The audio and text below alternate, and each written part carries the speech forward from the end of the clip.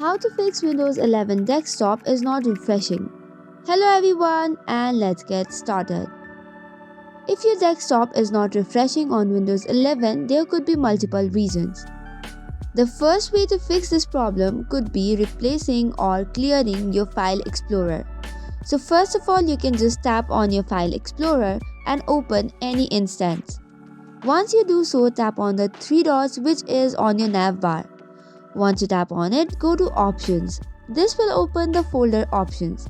Under Privacy, tick all of the options and then tap on Clear.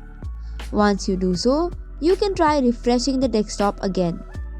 Similarly, the second solution that you can apply is on the command prompt.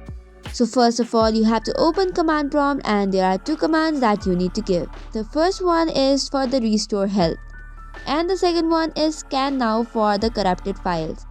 So once you have done both, you can now try refreshing the desktop again. Similarly, the last and the third solution that you can try is going on Task Manager. From here, you can open or restart the Windows Explorer again. Similarly, you can also stop all the apps or the applications which is taking much space or memory. So that is all for today's video. For more such contents, do not forget to hit the like and subscribe button.